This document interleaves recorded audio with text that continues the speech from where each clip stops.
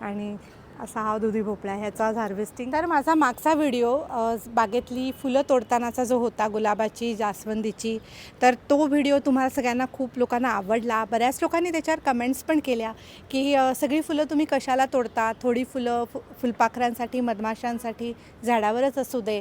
तर मला तुम्हाला त्याच्यावर असं सांगायचं आहे की हो, नक्कीच मी थोडी फुलं ठेवत पण असते झाडावर. आणि मी स्पेसिफिकली काही फुलं अशी मुद्दाम लावली आहेत की जी फुलपाखरांना आणि मधमाशांना अट्रॅक्ट करतात. तुम्हाला दाखवते. एक हळदी कुंकू म्हणून झाड आहे, त्याला मराठीत हळदी कुंकू असं म्हणतात. त्याचं बोटॅनिकल नेम मला माहिती नाही आहे. तर ते हे झाड आहे आणि तुम्ही बघू शकता ह्याची जी फुलं आहेत ना, ही लाल आणि पिवळी असतात, त्यामुळे ह्याला हळदी कुंकू असं म्हणतात. तर हे खूप छान बहरले झाड, खूप फुलं आली आहेत. तर हे स्पेसिफिक मी फुलपाखरांना अट्रॅक्ट करण्यासाठी म्हणून लावलेलं आहे झाड. आणि तसंच ही जी काही आपली वेलवर्गीय भाज्या असतात, ह्यांची जी ही छोटी छोटी फुलं असतात ना, ह्याच्यावर सुद्धा खूप साऱ्या मधमाशा, फुलपाखरं येतात.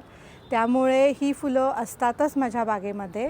तसंच इथे तुम्ही बघितलं तर हे बेसिलचं झाड आहे आणि ह्या बेसिलच्या ह्या फुलांना इतका सुंदर सुवास असतो. तर ह्यालासुद्धा खूप साऱ्या मधमाशा येतात, फुलपाखरं येतात. तर इवन कॉफीचं मी तुम्हाला दाखवलं होतं, त्यालासुद्धा खूप साऱ्या मधमाशा आल्या होत्या. तर असं नाही आहे की मी सगळीच फुलं काढून नेते. काही फुलं मी ठेवत असते आणि ह्या फुलांमध्ये सुद्धा फुलपाखरांना अट्रॅक्ट करायचा तेवढा सुवास असतो. तर मला हे सांगायचं होतं. आणि दुसरं गुलाबाची फुलं आहेत ना, ती 1-2 दिवसच झाडावर, देशी गुलाब असतील स्पेसिफिकली तर ते 2 दिवसच झाडावर राहतात, त्याच्यानंतर तसेही ते सुकून जातात.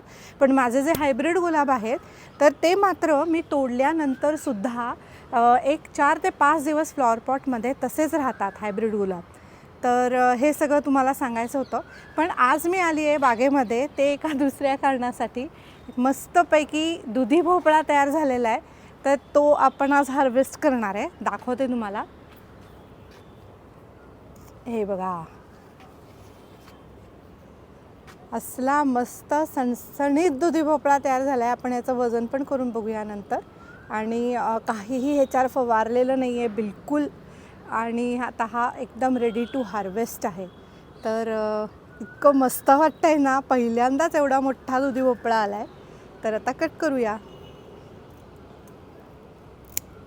आहा, हे बघा,